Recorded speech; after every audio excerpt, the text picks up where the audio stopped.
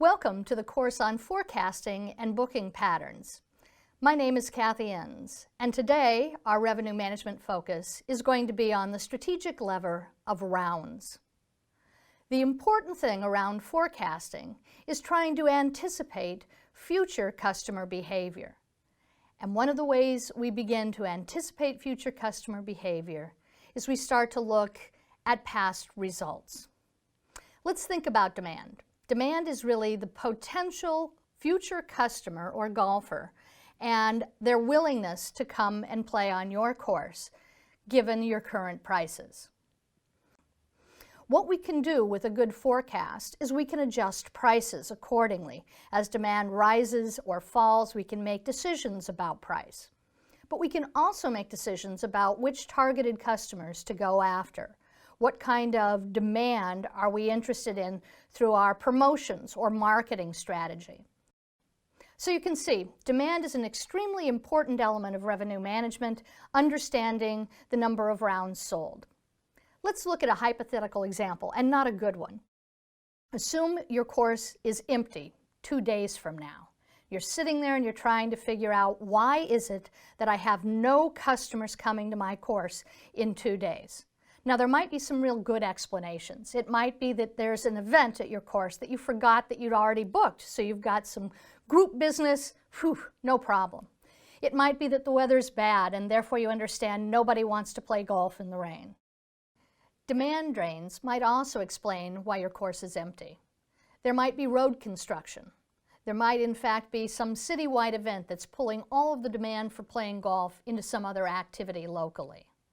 It's possible that a new course has come online and that's lifted supply, which might alter demand, or other things that the customers are experiencing by your competitor courses.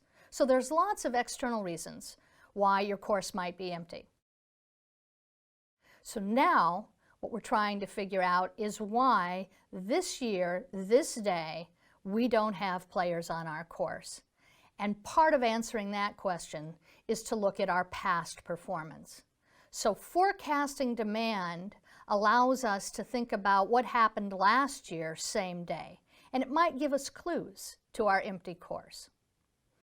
We gathered information in the Myrtle Beach market that allowed us to look at all of the competitive courses. That's about 80 courses in the market.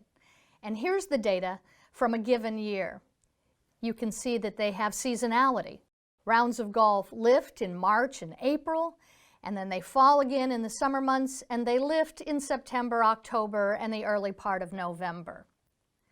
If we then look at this data over 2 years, we can see it's predictable demand.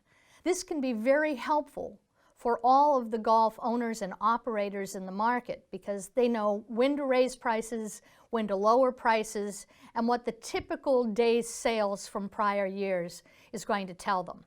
Since we see pattern over multiple years, it also tells us that it's a relatively stable demand. So here we're looking at the number of rounds of golf in Myrtle Beach by tee time for an entire year. And again, you can see that there is a period of high demand. In this particular market, 9 o'clock seems to be the high demand tee time with a huge spike in the number of rounds of golf played.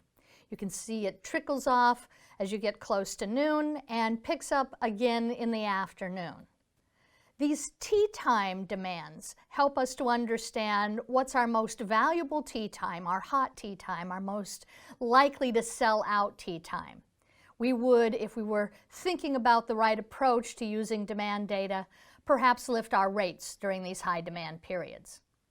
So again, we can see that these tee time demands actually follow a predictable pattern year after year.